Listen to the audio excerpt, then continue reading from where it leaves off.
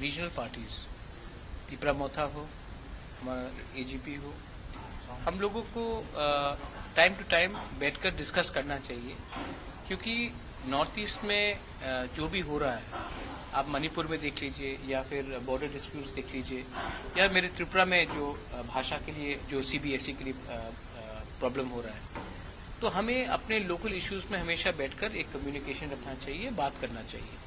तो ये मीटिंग आज था, क्योंकि हम इलेक्शन के टाइम लुरिन आया था हमारे लिए कैंपेन करने के लिए, और यू ऑल नो दैट हम लोग ने फर्स्ट टाइम अपने फर्स्ट इलेक्शन में 13 सीट जीत के हम लोग आए।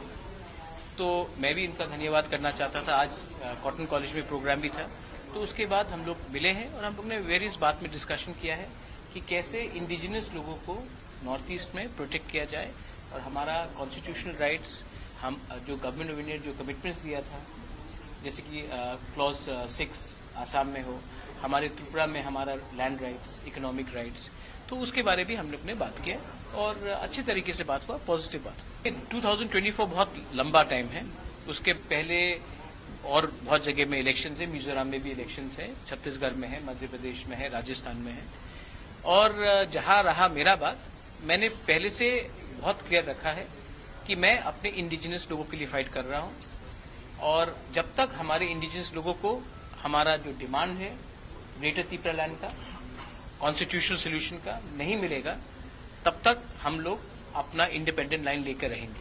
अगर गवर्नमेंट ऑफ इंडिया या फिर ऑपोजिशन पार्टी, कांग्रेस भी हो या सीपीएम हो या बीजेपी हो, अगर वो हमारे लाइन में नहीं आता है, तो हम जीते या ना जीते उनको हरा देंगे। ये मेरा पॉइंट क्लियर है, उनको हमें हल्का नहीं लेना चाहिए। We have been waiting for a very long time, और हम आशा करते हैं कि कुछ होगा। अगर नहीं किया तो हम अपना आंदोलन शुरू कर देंगे।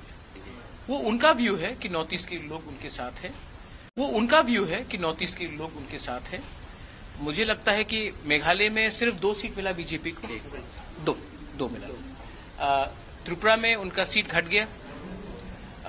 मणिपुर में आज कुकी के 7 बीजेपी एमएलएज ने कहा है कि वो अलग स्टेट चाहते हैं, वो मणिपुर में नहीं रहना चाहते हैं। तो ऐसा मिजोरम में 1 है शायद उनका एमएलए। तो नॉर्थ ईस्ट बहुत डाइवर्स स्टेट है। अगर आप चाहते हैं कि नॉर्थ ईस्ट के लोग अपने साथ रहे, तो आपको उनका बात भी करना पड़ेगा, ना कि दिल्ली का बात हमें करना पड़ेगा, क्योंकि कभी कभी नॉर्थ ईस्ट का आवाज भी दिल्ली पहुंचना चाहिए, ना कि दिल्ली का आवाज ही हमेशा नॉर्थ ईस्ट पहुंचे। ये सिर्फ हेमंत दा के लिए नहीं है, ये कांग्रेस के लिए भी है, ये हर नेशनल पार्टी के लिए है, तृणमूल कांग्रेस के लिए है, आम आदमी पार्टी के लिए है। आप दिल्ली से हमें अपना डिक्टाट मत दीजिए। आप नॉर्थ ईस्ट आए हैं तो नॉर्थ ईस्ट के बारे में सुनिए।